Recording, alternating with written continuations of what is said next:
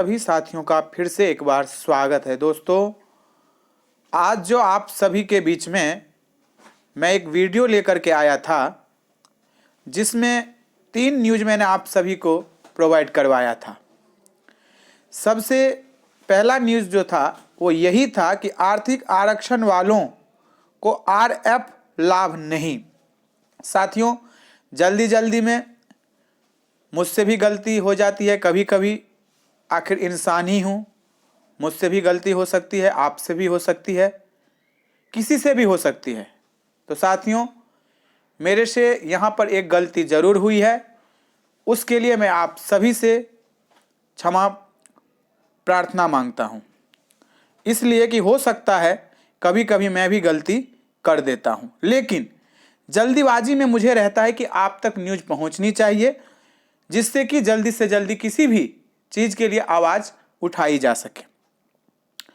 आप देख रहे हैं कि आर्थिक आरक्षण वालों को आरएफ का लाभ नहीं। सबसे पहले हम आर्थिक आरक्षण किसे कहते हैं इसे समझ लेते हैं, उसके बाद आरएफ की चर्चा करेंगे, और उसके बाद जो मैंने एक न्यूज़ आप सभी को और दिया था कि कितने नंबर पे बहाली होगी, कितना सी टेट में होना चाहिए, कितना बी टेट में होना चाहिए, किसको वेटेज मिलेगा, उसका भी मैं साक्ष्य आप सभी के बीच में लाया हूं।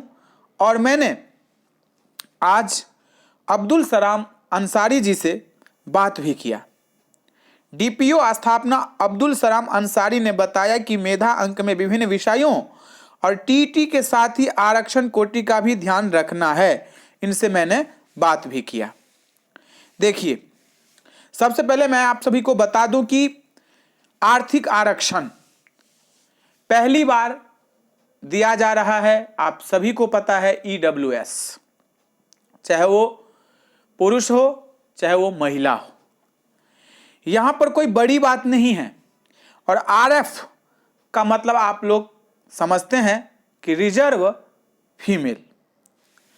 तो साथियों, यहां पर जो उन्होंने कहा है कि एसटी, एससी, ईबीसी का जो सीट है और इधर ईडब्ल्यूएस का जो सीट आरक्षित किया गया है,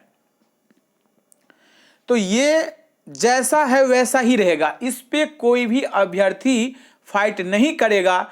जो जिस कैटेगरी का होगा वही फाइट करेगा। यदि कोई एससी है, एसटी है, उनके लिए एक सीट आरक्षित किया गया है तो वहां पर सिर्फ वही जाएंगे। ईबीसी के लिए यदि 2 सीट आरक्षित किया गया है तो वहां पर सिर्फ वही जाएंगे। यदि वहां पर कैंडिडेट नहीं है तो किसी और को मौका नहीं मिलेगा।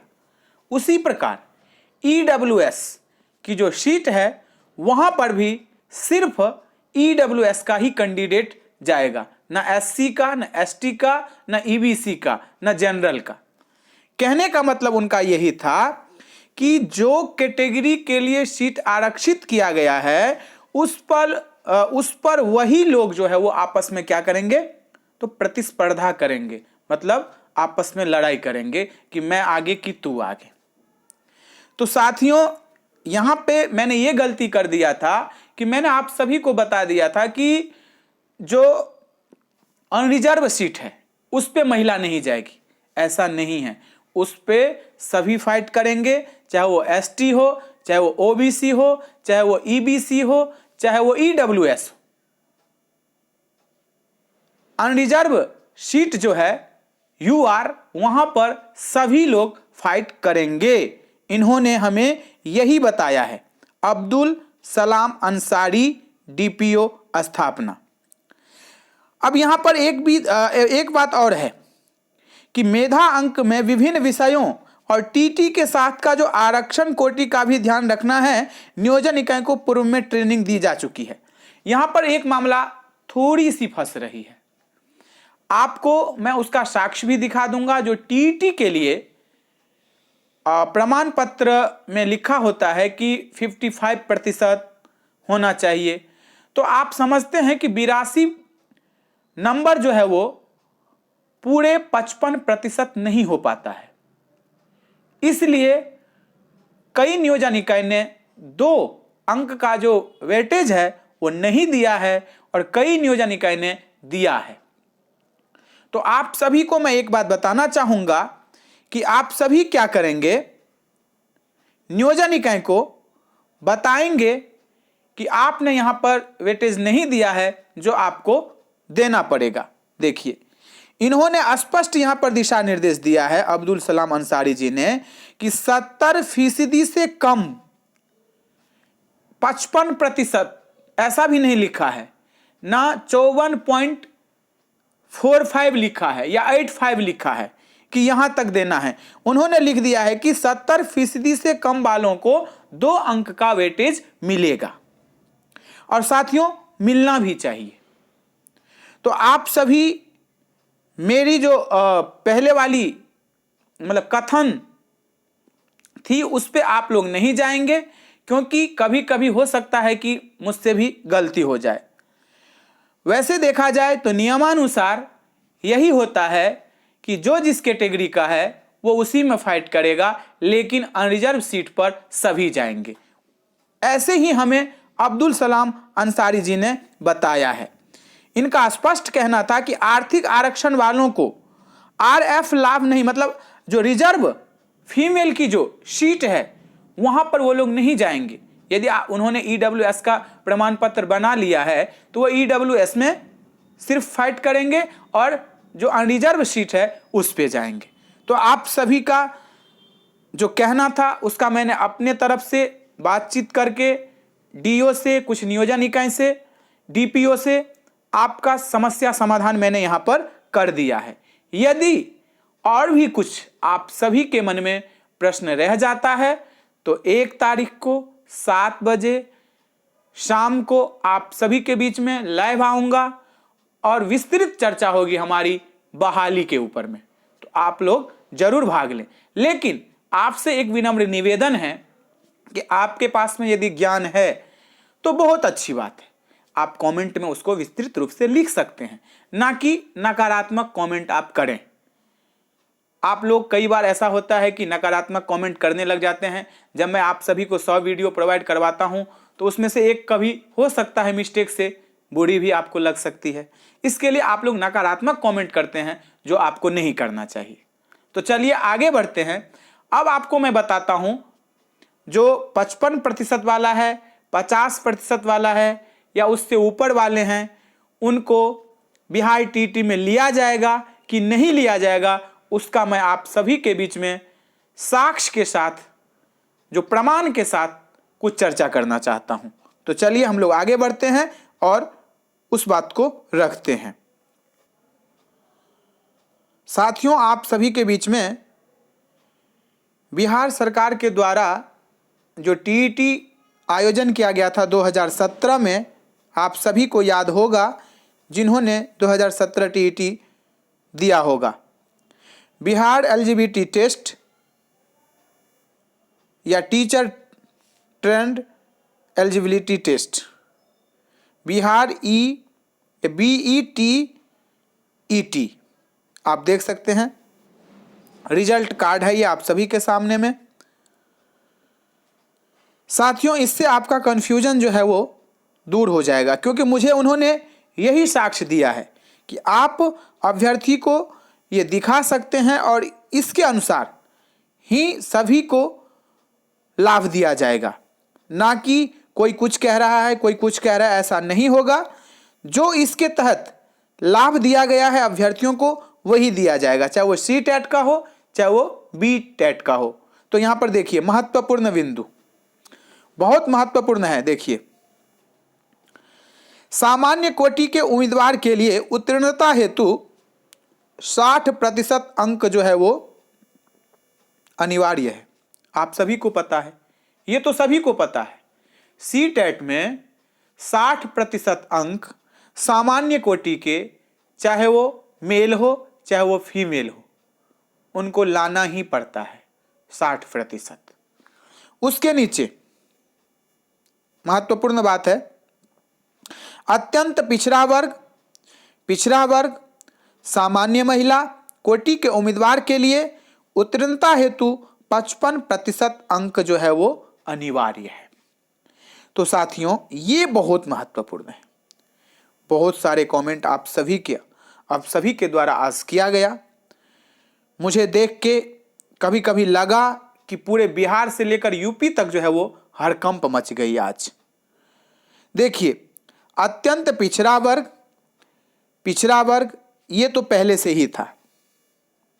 ईबीसी, चाहे महिला हो चाहे वो पुरुष हो, उनको 55% पर पास माना जाता है। 82 नंबर यदि सी-टेट में लाते हैं तो उनको पास माना जाता है। और बिहार टेट में भी यदि वो 82 नंबर लाए हैं तो उनको पास माना जाता है। इसका प्रमाण भी मेरे पास में है। यदि आप लोग कहेंगे तो मैं उसको भी आपको दिखा दूंगा। अभी बिहार में जॉब कर रहे हैं हमारे साथी, मेल है, उनके 82 नंबर थे सी-टेट में और उनको बिहार में जॉब लगी 2015 में। अब यहां पर जो महत्वपूर्ण बात है वह है आपका महिला को लेकर के, क्योंकि सामान्य महिला सी-टेट में 60% अंक लाने के बाद ही उत्तीर्ण होती हैं, लेकिन बिहार में बिहार सरकार ने उनके लिए, सामान्य महिला के लिए 55% अंक यानी 82 नंबर जिसका है बिहार शिक्षक बहाली में भाग ले सकती हैं। अब यहां पर है वेटेज की बात। तो वेटेज के लिए मैंने आप सभी के बीच में पहली चर्चा कर दिया है। 70 से नीचे जिनका जितना है उनको 2 अंक का वेटेज तो मिलना ही है। इसके लिए कोई भी लेटर ऐसा नहीं है कि 55% से कम वाले को वेटेज नहीं मिलेगा, लेकिन बिहार शिक्षक बहाली में वो वे भाग लेंगे। तो ये जो सामान्य कोटि की जो महिला हैं, बिहार के यदि रहने वाली हैं तो उनको बिहार शिक्षक बहाली में शामिल होने का पूरा हक है और 2 अंक का उनको वेटेज भी मिलेगा। साथियों, मैंने यही प्रश्न कुछ नियोजन एक ऐसे किया तो उनका कहना था कि यदि बिहार टीटी 2017 में अदर स्टेट से यदि किसी ने अप्लाई किया है और वहां पर कैटेगरी मांगा जाता है, तो यदि वो यूपी के हो या चाहे वो कहीं और के रहने वाली हो, तो वहां पर वो कैटेगरी में क्या लिखेंगी? अनरिजर्व या रिजर्व क्या लिखेंगी? यूआर ही लिखेंगे, क्योंकि सामान्य कोटि में ही आएंगी वो। क्योंकि उन्होंने मुझे यह बताया है कि कोई भी अभ्यर्थी हो कोटि का लाभ या किसी आरक्षण का लाभ वो एक ही स्तर पर ले सकती हैं, चाहे वो अपने राज्य में या हमारे बिहार राज्य में लेना चाहेंगी तो उनको वहां पर रहना होगा, वहां का उनका आवासीय होना चाहिए और सब कुछ उनका वहां का होना चाहिए, तो फिर वहां का लाभ उनको मिलेगा। उनका कहना यह था। कुछ लोग ऐसा कह रहे हैं, इसमें दुविधा अभी भी बनी हुई है, लेकिन वैसे सोचा जाए या देखा जाए तो स्वाभाविक है कि बिहार सरकार ने कहीं भी ऐसा लेटर नहीं लिखा है कि बिहार की महिला हो उनको ही बिहार में लाभ दिया जाएगा। ऐसा भी लेटर कहीं नहीं है। वहां पर ऐसा है कि सामान्य महिला कोटि के उम्मीदवार के लिए 55% अंक जो है वो क्या है, अनिवार्य है। ऐसा है। तो ये बिहार के लिए है या बाहर के लिए है, इसलिए आप लोग घबराइए नहीं। अभी आपने आवेदन कर दिया है, मेधा सूची में आपका नाम भी आ गया है, आप काउंसलिंग भी करा लीजिए, जो होगा आपके लिए अच्छा होगा। लेकिन इस बात को देखा जाए तो प्राथमिक शिक्षा निदेशक तक पहुंचाया जाएगा, उनके संज्ञान में ये बात दी जाएगी। आगे बढ़ते हैं। ये बहुत महत्वपूर्ण है, यहां पर मुझसे गलती हो गई थी। अनुसूचित जाति, अनुसूचित जनजाति एवं निःशक्त कोटि के उम्मीदवार के लिए उत्तीर्णता हेतु 50% अंक जो है वो अनिवार्य है। यह बिहार टीईटी का प्रमाण पत्र है। यदि आपने बिहार टीईटी दिया है या आपके साथी ने दिया है तो उसके पीछे वाला भाग जो है वहां पर लिखा हुआ है महत्वपूर्ण बिंदु। इसी को देखकर नियोजन इकाई आगे की प्रक्रिया बढ़ा रही है या उनके पास जो नियमावली है उसमें इसी प्रकार से है। तो साथियों, मैं जो आपको लेटर दिखाया था उसमें लिखा था कि 55%, लेकिन यहां पर बिल्कुल साक्ष्य जो है वो सटीक है। अनुसूचित जाति, अनुसूचित जनजाति, एसटी, एससी, निःशक्त, दिव्यांग कोटि के उम्मीदवार के लिए बिहार में शिक्षक बनने के लिए 50% अंक लाना अनिवार्य है, और यह भी सिर्फ बिहार के निवासी, बिहार के रहने वाले लोगों के लिए है, ना कि अदर स्टेट। क्योंकि ऐसा कोई भी प्रमाण मेरे पास भी नहीं है, और यदि आपके पास होगा तो मेरे को जरूर भेजिएगा।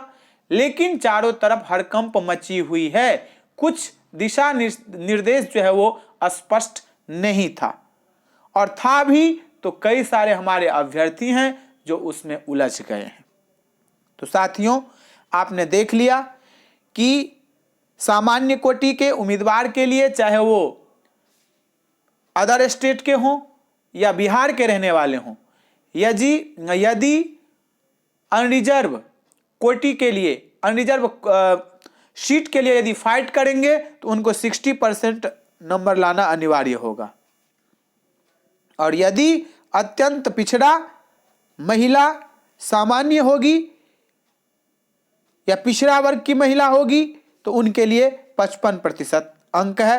और यहां पर देखा जाए तो महिला के लिए भी है और जेंट्स के लिए भी है, लेकिन सामान्य कोटि की महिला के लिए यह अनिवार्य है।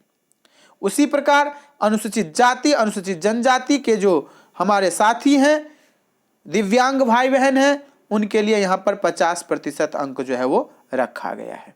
तो साथियों, मेरे से जो हो पाया मैं आप सभी के बीच में रखा। अभी भी यदि आपके अंदर में कोई कंफ्यूजन है, कोई दुविधा है, तो आप कमेंट बॉक्स में जरूर लिखिएगा।